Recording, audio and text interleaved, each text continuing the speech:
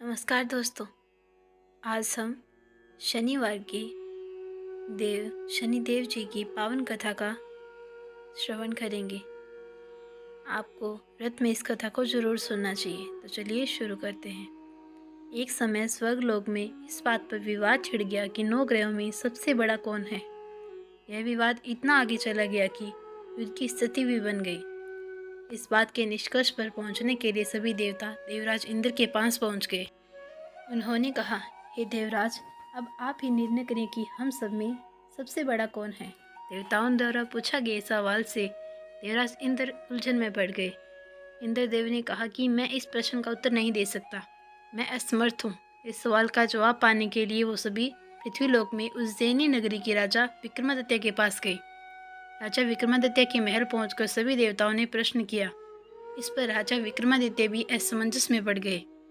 वे सोच रहे थे कि सभी के पास अपनी अपनी शक्तियां हैं, जिसके चलते वो महान हैं। अगर किसी को छोटा या बड़ा कहा गया तो उन्हें क्रोध के कारण काफ़ी हानि हो सकती है। इसी बीच राजा को एक तरीका सूझा। उन्होंने 9 तरह की धातु बनवाई, जिसमें स्वर्ण, रजत, कांसा, ताम्र, सीसा, रागा, जस्ता, अब्रक व लौह शामिल था।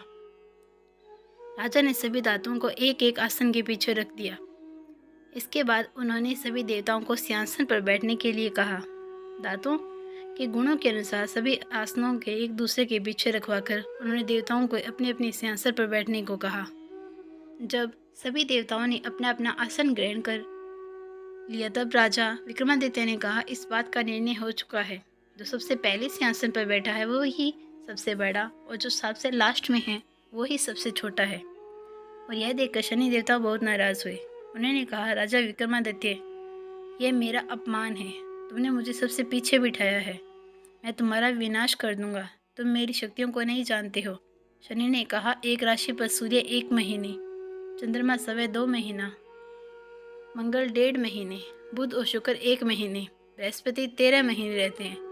लेकिन मैं किसी भी राशि पर 7.5 वर्ष रहता हूँ। मैंने अपने प्रकोप से बड़े बड़े देवताओं को पीड़ित किया है। वो मेरा ही प्रकोप था कि राम को वन में जाकर रहना पड़ा था, क्योंकि उन पर 7.5 थी। रावण की मृत्यु भी इसी कारण हुई। अब तू भी मेरे प्रकोप से नहीं बच पाएगा। शनिदेव ने बेहद क्रोध में वहाँ से विदा ले ली। वहीं बाकी देवता खुशी खुशी वहाँ से चले गए। इसके बाद सब कुछ सामान्य ही चलता रहा। राजा विक्रमादित्य पहले की तरह ही न्याय करते रहे। दिन ऐसे ही बीतते रहे, लेकिन शनिदेव अपना अपमान नहीं भूले थे।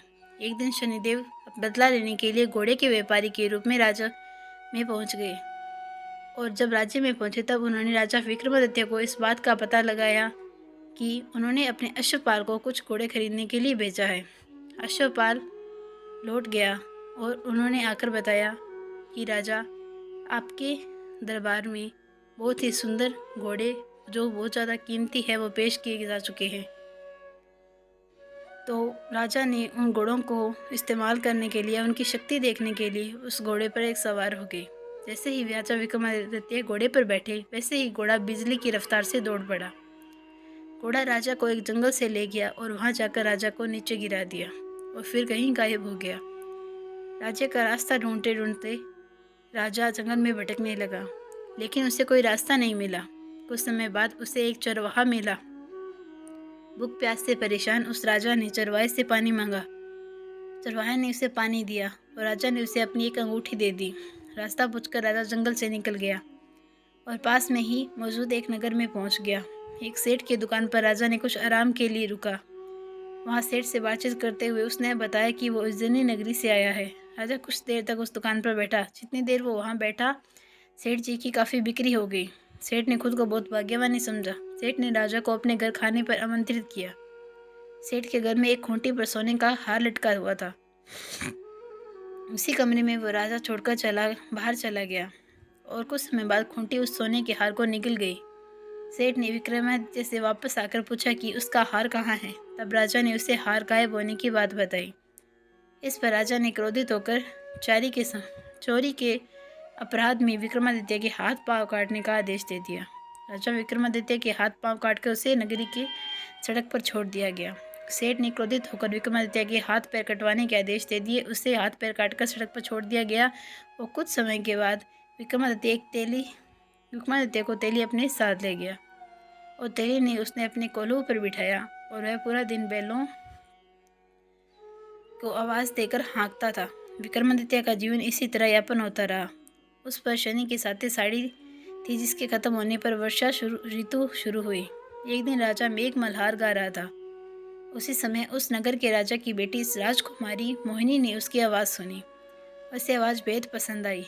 मोहिनी ने अपनी दासी को भेजकर गाने वाले को बुलाने को कहा। जब दासी लौटी तो उसने अपंग राजा के बारे में मोहिनी को सब बताया, लेकिन राजकुमारी उसके मेघ मल्हार पर मोहित हो चुकी थी।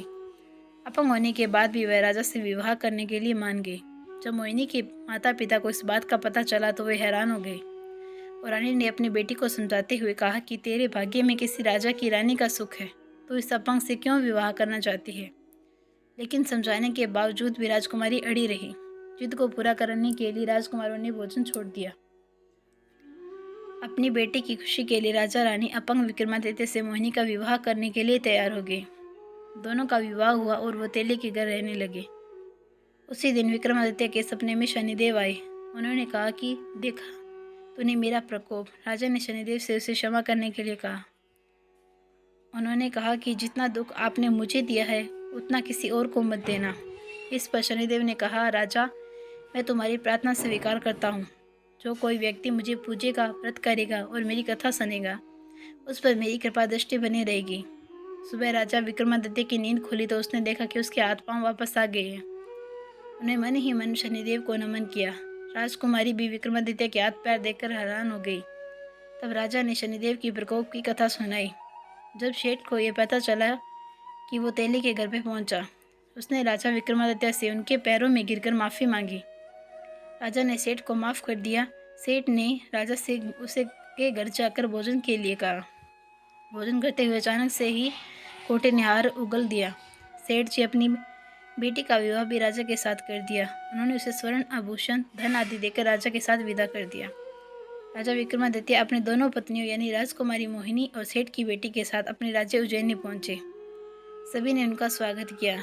इसके बाद राजा विक्रमादित्य ने पूरे राज्य में घोषणा करते हुए कहा कि आज से शनिदेव सब देवों में सर्वश्रेष्ठ माने जाएंगे। साथ ही शनिदेव का व्रत करें और व्रत कथा जरूर सुने। यह देखकर शनिदेव बहुत खुश हुए। व्रत करने और व्रत सुनने से शनिदेव की कृपा रहने लगी और लोग आनंदपूर्वक रहने लगे।